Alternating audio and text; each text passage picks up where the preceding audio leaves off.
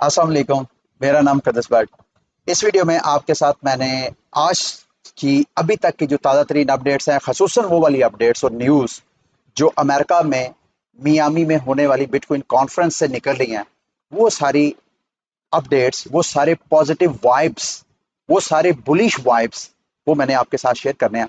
और साथ में अपना क्रिप्टो करेंसीज का एनालिसिस भी शेयर करूंगा इक्का दुक्का। लेकिन सबसे पहले ऑक्सी इन्फिनिटी से मुतल्लिक मेरे पास स्कॉलरशिप है। मैं चाहता हूं कि अभी फ़िलहाल मेरे पास तकरीबन 20 के करीब स्कॉलरशिप हैं जो मैं ऑफ़र करना चाहता हूं। अगर आप में से कोई बंदा भी एक्सपर्ट है, ऑक्सी इन्फिनिटी प्ले करने में उसका एक्सपीरियंस है, तो आप मेरे से कांटेक्ट करें, मैं आपको स्कॉलरशिप दूंगा। उससे पहले ज़ाहिर बात है, जब आपने मेरे से कांटेक्ट करना है तो आपने मुझे अपने बेस्ट कम्बिनेशन भी साथ बताने हैं कि मुझे इस तरह के कम्बिनेशन की टीम चाहिए। आपने ऑक्सीज बतानी है कौन कौन सी आपको ऑक्सीज चाहिए, उनकी एचपी कितनी हो, उनकी स्पीड कितनी हो, उनका मोरल कितना हो, ये सारी चीज़ें, स्पीड कितनी हो, ये चारों चीज़ें आपने मुझे बतानी है। उसी से मुझे अंदाज़ा हो जाएगा कि आप एक्सपर्ट हैं या नहीं है। तो आपने अगर ऑक्सीज वगैरह की स्कॉलरशिप लेनी है तो आप मेरे साथ, ये ईमेल स्क्रीन पे आपको नज़र आ रही है, यहाँ पे आप मेरे साथ कांटेक्ट कर सकते हैं। इसके अलावा हमारा जो टेलीग्राम ग्रुप है इल्म आलिम ऑफिशियल के नाम पे, वहाँ पे अब बाकायदा हमने सिग्नल्स वगैरह देने शुरू कर दिए हैं। अगर तो आप ट्रेडिंग वगैरह में इंटरेस्टेड हैं तो ये मैंने एक टेक्निकल एनालिस्ट हैं उनसे रिक्वेस्ट की कि वो आप लोगों को मुख्तलिफ़ किस्म की क्रिप्टो करेंसीज के हवाले से आपको सिग्नल वगैरह दिया करें, एंट्री और एग्जिट पॉइंट बताया करें। मैं कोशिश करूंगा कि मैं ना यहाँ पे चैट की ऑप्शन ऑन कर दूं टेलीग्राम में, ताकि आप लोग उस टेक्निकल एनालिस्ट को कह सकें कि मुझे इस फलां क्रिप्टो करेंसी का एंट्री और एग्जिट पॉइंट बताएं। तो आप लोग अगर अभी तक आप लोगों ने मेरा ग्रुप ज्वाइन नहीं किया तो आप जो मेरा चैनल है टेलीग्राम का उसको ज्वाइन कर सकते हैं। सिग्नल्स के लिए आप लोग अक्सर मेरे से कांटेक्ट करते हैं कि कोई पेड ग्रुप, मेरा कोई पेड ग्रुप नहीं है। और इल्म आलिम के ऊपर भी टेलीग्राम में स्कैम्स चैनल बने हुए हैं। ये नीचे आपको स्पेलिंग टेलीग्राम के नज़र भी आ रहे हैं। जब आपने ज्वाइन करना है चैनल तो स्पेलिंग पे लाजमी फोकस करना है, क्योंकि हैकर्स और स्कैमर्स जो हैं मेरे नाम का लोगो लगा के सेम वही करके तो आप लोगों के साथ स्कैम करेंगे। कोई बंदा भी आपसे पैसे मांगे, आपसे पर्सनली खुद कांटेक्ट करे कि वो मुकद्दस है या कोई इल्म आलम टीम मेंबर है, तो आपने उनसे उनके झांसे में नहीं आना, ठीक है। इसको ज्वाइन करें। मैं कोशिश करता हूँ इसकी ना चैट ओपन करूं। वहां पे सिर्फ और सिर्फ आपने क्रिप्टो करेंसी जिसका आप टेक्निकल एनालिसिस करवाना चाहते हैं उसका नाम बताना है। इसके अलावा अगर कोई और मैसेजिंग आपने करने की कोशिश की तो मैंने मॉडरेटर को कहना है, उन्होंने आपको बैन कर देना। तो लिहाजा जो प्लेटफॉर्म है उसका सही इस्तेमाल करेंगे तो आप सबके लिए, सारी कम्युनिटी के लिए बेनिफिट होगा, ठीक है। अच्छा, आगे बढ़ते हैं। आज की जो अपडेट्स हैं उसका स्टार्ट करते हैं। सबसे पहले जी के, चूंकि ये बिटकॉइन कॉन्फ्रेंस है तो बिटकॉइन के हवाले से जो अपडेट्स हैं उन्हीं को आना जो है वो ज़ाहिरी बात एक्सपेक्ट किया जा रहा था। जो लाइटनिंग नेटवर्क है उसकी इस बिटकॉइन कॉन्फ्रेंस के अंदर जो हुई है वो मेजर लाइटनिंग इंटीग्रेशन और अनाउंसमेंट, कुछ इंटीग्रेशन हो चुकी हैं और कुछ होने वाली हैं जिसकी अनाउंसमेंट हुई है इस बिटकॉइन कॉन्फ्रेंस के ऊपर, जिसमें क्रैकन और कैश ऐप तो ऑलरेडी आपको पता है ये लाइटनिंग नेटवर्क एक्टिव कर चुके हैं। रोबनहुड जिसके तकरीबन 20 लाख से ज़्यादा यूज़र्स हैं, वो लाइटनिंग नेटवर्क के ज़रिए अपने जो यूज़र्स हैं उनको बिटकॉइन के बाइंग सेलिंग ट्रांसफ़र की फैसिलिटी देगा। उसके अलावा बिटगो, ये वो मेजर प्लेटफॉर्म है जो कि बिटकॉइन की लाइटनिंग नेटवर्क यूज़ करेंगे। अच्छा, इसका बिटकॉइन की प्राइस के ऊपर आने वाले दिनों में बहुत इम्पैक्ट मुझे नज़र आ रहा है। उसकी वजह देखें, बिटकॉइन को अभी तक जो बड़े बड़े इंस्टीट्यूशन सरमायादार लोग सपोर्ट कर रहे हैं वो इसको as a store of value ले रहे हैं, यानी वो अपनी वेल्थ को स्टोर करने के लिए बिटकॉइन में इन्वेस्टमेंट कर रहे हैं। लेकिन बिटकॉइन को मीडियम ऑफ एक्सचेंज बनाने के लिए, यूनिट ऑफ अकाउंट बनाने के लिए, काउंटिंग का यूनिट बनाने के लिए ये लाइटनिंग नेटवर्क यानी बिटकॉइन की ब्लॉकचेन के ऊपर एक लाइटनिंग नेटवर्क डेवलप किया गया, जिसमें जो ट्रांजैक्शंस हैं वो एक चैनल के थ्रू ट्रांजैक्ट होती हैं। और बिटकॉइन की ब्लॉकचेन के ऊपर उसकी ट्रांजैक्शंस नहीं होती बल्कि उसके ऊपर लेयर 2 में, और बिटकॉइन जो है उसको सिक्योरिटी प्रोवाइड करता है। अब ये जो लाइटनिंग इंटीग्रेशन वगैरह ये तो रूटीन की न्यूज़ है। इसमें न्यूज़ क्या है?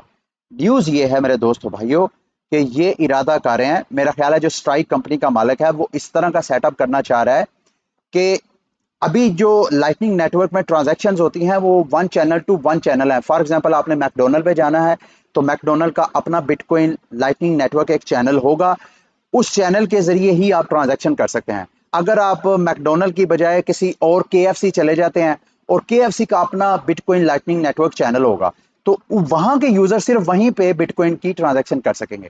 ये जो जगह जगह अपनी मस्जिदें बनाई हुई, अपनी अपनी दीवारें बनाई हुई, इसको सिस्टम को खत्म किया जाएगा। और इस सिस्टम को जब खत्म किया जाएगा, एक बिटकॉइन लाइटनिंग नेटवर्क का चैनल दूसरे चैनल पे ट्रांजैक्शन अगर कर सकेगा तो ये वाकयातन ये जो ख्वाब है बिटकॉइन को as a medium of exchange बनाने में, तो ये ख्वाब जो है ताबीर होता हुआ नजर आएगा। और आगे जाके मैं आपके साथ शेयर करता हूं। लेकिन सबसे पहले जो दूसरी बड़ी न्यूज है इस बिटकॉइन कॉन्फ्रेंस से निकाली, लास्ट ईयर जो बिटकॉइन कॉन्फ्रेंस हुई उसमें एल सल्वाडोर के लीगल टेंडर करार होने की अनाउंसमेंट हुई। उसके बाद चंद महीनों के अंदर लेजिस्लेशन हुई और एल सल्वाडोर में बिटकॉइन को लीगल टेंडर करार दे दिया गया।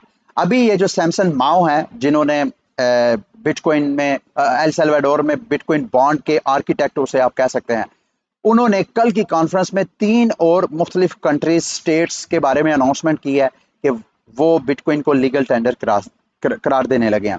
एक होंडुरस है, दूसरा मैक्सिको है और तीसरा जो है मैक्सिको के अलावा पुर्तगाल। ये 3 वो कंट्रीज हैं जिनके जो पॉलिटिशियंस हैं, लॉ मेकर्स हैं, कानून बनाने वाले हैं, एग्जेक्टिव हैं या किसी ना किसी तरह तो वो सरकारी ओहदे के साथ वाबस्ता हैं, वो सैमसन माओ के साथ कांटेक्ट में है ताकि वो वहां पे बिटकॉइन को लीगल टेंडर करार दें। आगे उसकी स्टेटमेंट में आपको सुना देता हूं। I think now is a pivotal point in human history. इंसानी तारीख का ये पिवट पॉइंट है जहां पे इंसान जो है एक अगला कदम उठाएगा अपनी इंसानियत का। हमें जो है what we need is more nation state bitcoin adoption. Samson Mow कहता है कि इस सारी सूरत हाल में जो नेशंस हैं उनको बिटकॉइन को अडॉप्ट करना चाहिए, अपने शहरियों को इस तरह की सहूलियात देनी चाहिए जिसमें वो बिटकॉइन के जरिए वो इन्वेस्टमेंट भी कर सके as a store of value और बिटकॉइन को as a medium of exchange भी यूज कर सकें। ठीक है, ये बिग अनाउंसमेंट थी। अच्छा, उसके बाद तीसरी एक और बड़ी डेवलपमेंट मैं इसे कहूंगा, ये मैक्सिको के तीसरे बड़े कहा जाता है कि मैक्सिकन तीसरा बड़ा ये अमीर तरीन शख्स है, रिकार्डो सलीनास। पिछले दिनों ये एल सल्वाडोर में भी आपको घूमते नजर आए जिसमें सीजी के साथ लॉन में बातें करना, फिर वहां के नायब वकीले के साथ गुफ्तगू मीटिंग वगैरह करना। इन्होंने कल की कॉन्फ्रेंस में स्टेटमेंट दिया कि जो इनकी लिक्विड वेल्थ है उसका 60% इन्होंने बीटीसी में इन्वेस्ट किया हुआ। अब इनकी मैक्सिको में क्रिप्टो कम्युनिटी के अंदर तो ये बड़े पॉपुलर हैं कि भाई ये दुनिया का अमीर तरीन शख्स जो है वो एक सेलिब्रिटी है और इसको इससे मुतासर होकर जो दीगर अमीर लोग हैं वो भी क्रिप्टो में इन्वेस्टमेंट करेंगे। लेकिन ये मैक्सिकन के दरमियान ये एक बड़ा निटोरियस किस्म की पर्सनालिटी है। बिल्कुल ऐसे ही पॉपुलैरिटी है इनकी मैक्सिको में जैसे हमारे यहाँ जरदारी साहब की है, जैसे हमारे हमारे यहाँ शरीफ खानदान की है। तो आगे मुझे बताने की ज़रूरत नहीं है कि उनकी रेपुटेशन हमारे पाकिस्तानियों की नज़र में कैसी है और इसकी रेपुटेशन मैक्सिकन में कैसी है। आप खुद अपने अपनी परसेप्शन के हिसाब से अंडरस्टैंड कर लें इनको। अच्छा, उसके बाद ही मैंने आपको कहा था कि मैं आपको बताता हूँ लाइटनिंग नेटवर्क से मुतल्लिक एक और बड़ी बिग डेवलपमेंट है। ये स्ट्राइक कंपनी जो है जैक मेलर की, उसने जो जो मर्चेंट बेस्ड जाइंट कंपनी है शॉपिफाई। शॉपिफाई क्या होता है? आप अक्सर ऑनलाइन शॉपिंग करते हैं गारमेंट्स की, शूज की या और ऑनलाइन जितनी आइटम्स मिलती हैं तो किसी न किसी स्टोर पे जाते हैं, जैसे दराज है, जैसे इस तरह के जो बड़े बड़े ऑनलाइन स्टोर्स हैं। आपको ये जो बड़े बड़े स्टोर्स हैं इनका तो अपना एप्लीकेशन होता है, अपना ऐप होता है जिस पे उन्होंने अपना स्टोर बनाया होता है। लेकिन ये जो छोटे मोटे रिटेल लेवल पे काम करने वाले स्टोर्स होते हैं वो मोस्टली बेस्ड ऑन शॉपिफाई होते हैं। तो दुनिया के अंदर इनके मर्चेंट्स की बहुत बड़ी तादाद है जो शॉपिफाई की सर्विस यूज करते हैं। और जब आप शॉपिफाई पे अपना स्टोर ओपन करते हैं तो वहां पे कस्टमर्स को पेमेंट के लिए जो सर्विसेज प्रोवाइड करते हैं उनके अंदर अब स्ट्राइक कंपनी जो है बिटकॉइन को भी as a payment method add करने जा रही है। और अगर ऐसा होता है, जो कि उम्मीद की जा रही है, इनकी आपस में इंटेग्रेशन की पार्टनरशिप हो गई है, अगर ऐसा होता है आइंदा चंद महीनों के अंदर, तो आप खुद इमेजिन करें कि बिटकॉइन के जरिए ये जो मीडियम ऑफ एक्सचेंज है बिटकॉइन को यूज करते हुए रिटेलर्स कितना ज्यादा बिटकॉइन को सर्कुलेट करेंगे। ओबियसली ये सारा कुछ काम जो है वो लाइटनिंग नेटवर्क के जरिए करेंगे, ताकि जो बिटकॉइन के जरिए ट्रांजैक्शन होती हैं उनकी ट्रांजैक्शन फीस भी कम से कम लगे और ट्रांजैक्शन भी इंस्टेंट हो। क्योंकि बिटकॉइन की अपनी मेन ब्लॉकचेन के ऊपर ट्रांजैक्शन करना इस लेवल पे वो हाईली एक्सपेंसिव भी होगा, और जितना ज्यादा नेटवर्क पे लोड पड़ेगा उतना ही ज्यादा टाइम टेकिंग भी होगा। तो उसको सक्सेसफुल करने के लिए स्ट्राइक कंपनी लाइटनिंग नेटवर्क जो है उसके जरिए इंटीग्रेट करेगी, और उससे जैसे मैंने पहले आपको बताया कि इस चीज के ऊपर भी काम हो रहा है कि एक चैनल ओपन करने की जरूरत नहीं है, बल्कि जो बिटकॉइन के किसी भी लाइटनिंग चैनल के ऊपर है वो किसी भी दूसरे लाइटनिंग चैनल के जरिए अपनी ट्रांजैक्शन वगैरह कर सकता है। ये मेरा ख्याल है बिग बिग अचीवमेंट है जो मैंने आपको बतानी है। अच्छा जी, उसके बाद इथीरियम से मुतल्लिक मैं आपको मुसलसल अपडेट करता आ रहा हूँ। कुछ और अपडेट्स हैं वो मैं आपको बताना चाह रहा था इस वीडियो में। गोल्डमैन सैक्स जो वॉल स्ट्रीट का एक बड़ा नाम है, बैंक है बड़ा, उसकी नज़र में भी इथीरियम जो है वो आने वाले इस मर्ज के बाद उसके अंदर बहुत पोटेंशियल है।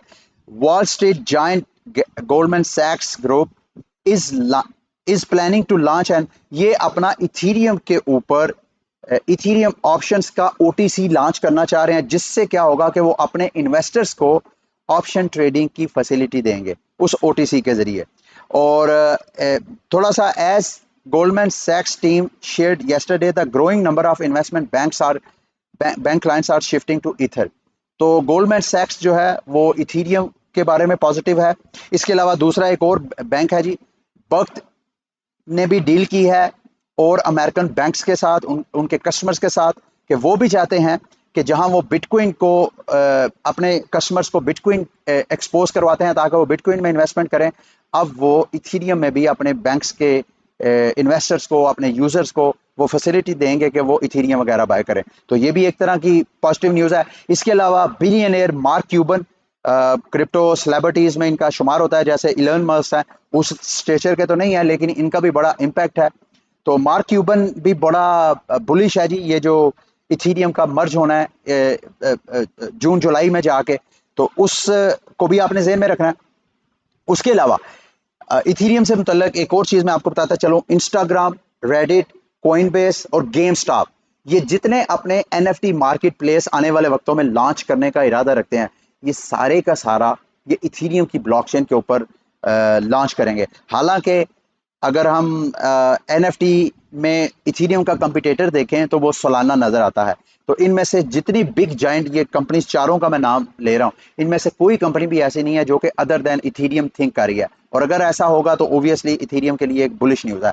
अगर चार्ट पे देखें तो जब से ये इथीरियम का एक बना हुआ है, आहिस्ता आहिस्ता ये देखें, ये डेली का चार्ट है इथीरियम बीटीसी वर्सेस इथीरियम, यानी जो लोग इथीरियम के साथ बीटीसी का पेयर बना के जिन्होंने ट्रेडिंग की हुई है, इथीरियम की वैल्यू जो है वो आहिस्ता आहिस्ता इंक्रीज हो रही है, और बीटीसी की वैल्यू जो है वो आहिस्ता आहिस्ता जब से बिटकॉइन इथीरियम 2.0 अपग्रेड से मुतल्लिक मार्केट में एक हाइप क्रिएट हुई है, उस हाइप के बाद ये देखें पिछले कई हफ्तों से जब से परसेप्शन स्ट्रांग होती जा रही है, एक्साइटमेंट बढ़ती जा रही है, उस वक्त से लेके जो बीटीसी है अपनी वैल्यू खो रहा है अगेंस्ट इथीरियम आहिस्ता आहिस्ता। ठीक है, तो आगे एक और बिग डेवलपमेंट है, वो है टेरा लूना के रेलिवेंट।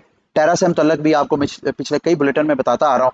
अब टेरा ने अपने जो रिजर्व, अपने स्टेबल कॉइन में रिजर्व जहां बीटीसी रखना था, अब उन्होंने एवेलॉन्च को भी, एवेलॉन्च का टोकन जो एवेक्स टोकन है उसको भी एज अ रिजर्व रखा है कि इन केस के अगर उनके स्टेबल कॉइन, उनके इकोसिस्टम में कोई डिस्टर्बेंस होती है, जो उनका सारा एक सिमेट्री है, उनका बैलेंस्ड एक सारा नेटवर्क है, अगर उस नेटवर्क में कोई प्रॉब्लम आती है तो उसमें जहां वो बीटीसी को एज अ रिजर्व रखेंगे, जहां वो लूना को एज अ रिजर्व रखेंगे, वहां वो एवेक्स को भी रखेंगे। और कल मैं चार्ट पे देख रहा था, एवेक्स की प्राइस जो है, ये देखें पिछले कई घंटों से उसकी प्राइस इस न्यूज़ के बाद जो है आपको पंप होती नजर आ रही है। क्यों नजर आ रही है? क्योंकि तकरीबन टेरा लूना ने 200 मिलियन का एवेक्स बाय किया। इस न्यूज़ में तो इन्होंने कहा ना कि 100 मिलियन का नहीं बाय किया। लूना फाउंडेशन ने तकरीबन 200 मिलियन का एवेक्स टोकन बाय करके रिजर्व में रखा और वो मजीद करना चाहते हैं। उसके अलावा सवाल यह है कि टेरा लूना ने एवलांच को क्यों प्रेफर किया है? उसने बीटीसी के साथ साथ इथीरियम को प्रेफर क्यों नहीं किया। हालांकि इथीरियम के बारे में जो एक्साइटमेंट है हमारी क्रिप्टो कम्युनिटी के अंदर वो भी मैं आपको बता चुका हूँ। उसके पीछे इनका कहना ये है, जाहिर बात है, एक तो अपनी मर्जी है इनके फाउंडर की, इनकी कम्युनिटी की, कि वो किस क्रिप्टो करेंसी में कंफर्टेबली उसको एज अ रिजर्व रख सकते हैं। तो जो इनके फाउंडर हैं डू क्वान, उन्होंने कहा जी कि मेरी नज़र में जो एवलांच है वो उसकी कम्युनिटी ज़्यादा ग्रो करने का पोटेंशियल रखती है बनिस्बत इथीरियम। और दूसरा आपको ये भी बताता चलूं कि टेरा लूना की जो एवलांच है उसके साथ पार्टनरशिप भी बड़े देर से चलती आ रही है, और ये दोनों मिलके एक दूसरे के साथ ब्रिजेस बना रहे हैं, एक दूसरे के साथ पार्टनरशिप कर रहे हैं कि कैसे ये दोनों ब्लॉकचेन अपने यूजर्स को एक दूसरे के दरमियान कम्युनिकेशन करने, फंड्स को ट्रांसफर, होल्डिंग, लैंडिंग, बारोइंग, ये सारी फैसिलिटी वगैरह करते रहे। ठीक है, अच्छा यहाँ तक तो ये न्यूज थी टेरा के हवाले से। अब एक और बिग न्यूज आई है, वो है टेरा की कंपटीशन की। टेरा की, जैसे टेरा का जो स्टेबल कॉइन यूएसटी है उसकी सक्सेस की वजह से लूना की प्राइस भी आपको अच्छा खासा पिछले साल से अभी तक मेरा ख्याल है कुछ नहीं तो 20,000% उसकी वैल्यू में इजाफा हुआ, अगर हम पिछले साल से लेके अभी तक को देखें तो। अब उसकी ग्रोथ की वजह उसका एल्गोरिथमिक स्टेबल कॉइन है, उसको जहन में रखते हुए अब नियर प्रोटोकॉल भी बिल्कुल ऐसे ही है जैसे उसको आप इथीरियम किलर कह सकते हैं। बल्कि नियर प्रोटोकॉल के जो प्रोपोनेंट है वो तो कहते हैं कि हम इथीरियम जो 2.0 में अभी कन्वर्ट होने वाला है, जो फंक्शंस आपको इथीरियम 2.0 में मिलेंगे जाके 1.5 साल बाद, नियर प्रोटोकॉल का क्लेम यह है कि वो हम आपको अभी हमारे सिस्टम के ऊपर वो एक्टिव है। ठीक है, अब इन्होंने भी इरादा किया कि वो टेरा के स्टेबल कॉइन यूएसटी की तरह अपना एक स्टेबल कॉइन लॉन्च करेंगे, वो भी एल्गोरिथमिक स्टेबल कॉइन होगा। उसका नाम मेरा ख्याल है इन्होंने यूएसएन रखा है, यूएसएन वो स्टेबल कॉइन रखा है। अभी ये सिर्फ मार्केट में एक तरह की इंफॉर्मेशन फ्लोट हुई है, अभी कंफर्मेशन नहीं है।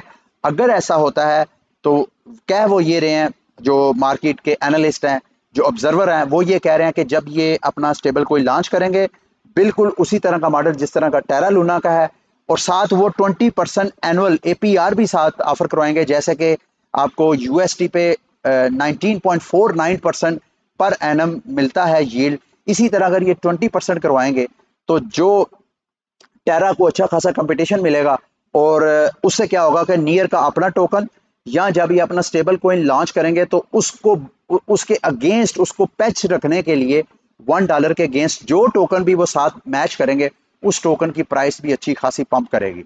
ठीक है, तो इसके ऊपर भी आपने नजर रखनी है, जैसी कोई अपडेट आएगी तो मैंने आपको बताना है। वैसे तो अभी बहुत से लोग जो है नियर के ऊपर ऑलरेडी इस खबर के आने के बाद इन्वेस्टमेंट कर चुके हैं, बल्कि आप खुद ही इसको चार्ट ओपन करके देख लीजिएगा।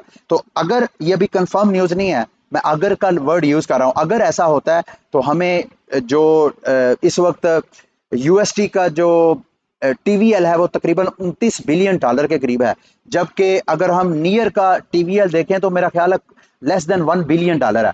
तो अगर ये अपना इस तरह का एल्गोरिथमिक स्टेबल कोइन लॉन्च कर देते हैं तो फिर इसका भी टीवीएल बढ़ेगा और नियर की प्राइस भी जो है अच्छा खासा पंप करेगी, अगर ये न्यूज़ बिल्कुल कंफर्म होती है तो। अच्छा, उसके अलावा जी रिपल ने की तरफ से न्यूज़ है, रिपल भी अपनी ब्लॉकचेन के ऊपर एनएफटीज को लॉन्च करने के लिए अपना एक उन्होंने नेटवर्क स्टैंडर्ड ओपन किया है, जिसको ये कह रहे हैं XLS20। जैसे इथीरियम के ऊपर मुख्तलिफ किस्म के नेटवर्क्स हैं, इथीरियम ERC20, फिर और डिफरेंट किस्म के इथीरियम के ऊपर नेटवर्क्स हैं जो कि मुख्तलिफ किस्म की मार्केट्स को कैप्चर करते हैं।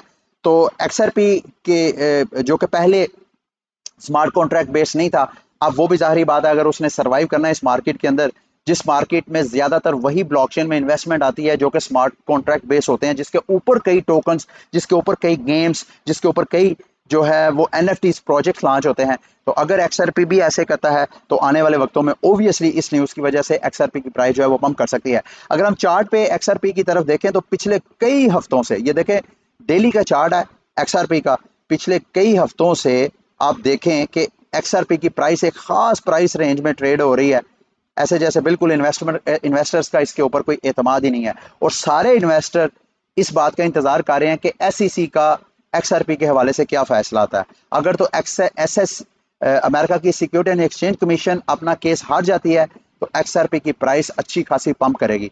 अगर SEC केस विन कर जाती है तो XRP की प्राइस जो है आपको 10 सेंट, 5 सेंट और पता नहीं शायद 1-2 सेंट पे भी जाती हुई नजर आए। ठीक है। अच्छा, उसके बाद जी अगली कुछ चंद न्यूज़ है, उसके बाद मैं आज का बुलेटिन एंड करूंगा। रशियन का जो ट्रेड मिनिस्टर है, उन्होंने इस ख्वाहिश का इजहार किया कि जो हमारे रशियन हैं जो बिटकॉइन माइनिंग वगैरह करते हैं, जो इथीरियम करते हैं या और crypto currencies, proof of work based crypto currencies की माइनिंग करते हैं, वो रशियन बेस्ड जो हार्डवेयर है और सॉफ्टवेयर टेक्नोलॉजी है उसको यूज करें। ये जो रशिया के अंदर क्राइसिस है इकोनॉमिक सैंक्शन की वजह से, ये मेरा ख्याल है उसको मिटिगेट करने के लिए, उसके असर को कम करने की एक काविश है। आपको पता है कि रशिया जो है तीसरा बड़ा मुल्क है माइनिंग में अगर देखा जाए ग्लोबली। तो अगर ये ऐसा करते हैं तो ऑब्वियसली उनकी इकोनॉमी को भी सपोर्ट मिलेगी। तो जो साथ क्राइसिस है उस क्राइसिस में भी थोड़ा बहुत कमी कर सकेंगे। अच्छा जी, उसके अलावा नाइजेरियन जॉर्जिया की जो नेशनल बैंक है, उन्होंने भी अपना क्रिप्टो मार्केट को रेगुलेट करने की तरफ का इरादा जाहिर किया है। और अगर वो उस मार्केट को रेगुलेट करते हैं तो जाहिर बात है उससे भी वो बेनिफिट उठाएंगे। अगली लास्ट न्यूज़ मैं नाइजेरिया की आपके साथ शेयर करूंगा। नाइजेरिया के जो सेंट्रल बैंक है उन्होंने 3 बैंक्स को जुर्माने किए हैं, क्योंकि नाइजेरिया ने जो क्रिप्टो की ट्रांजैक्शंस हैं उनको बैन किया था, लेकिन उनके यूजर्स उनकी जो सिस्टम है उसको अवॉइड करते हुए उन्होंने कोई ट्रांजैक्शंस की हैं, और वो की भी बड़ी बड़ी ट्रांजैक्शंस है, और वो नाइजेरिया के सेंट्रल बैंक ने ट्रेस आउट कर ली। और जैसे ही ट्रेस आउट किया तो उन बैंक्स को, जिन बैंक्स ने उन ट्रांजैक्शन को रोका नहीं है, उनको अच्छे खासे फाइन किए हैं। ठीक है, ये था आज का बुलेटिन। उम्मीद करता हूँ कि आज का बुलेटिन भी आपके लिए इंफॉर्मेटिव रहा होगा। अगली वीडियो तक के लिए मुझे इजाज़त। अल्लाह हाफिज़।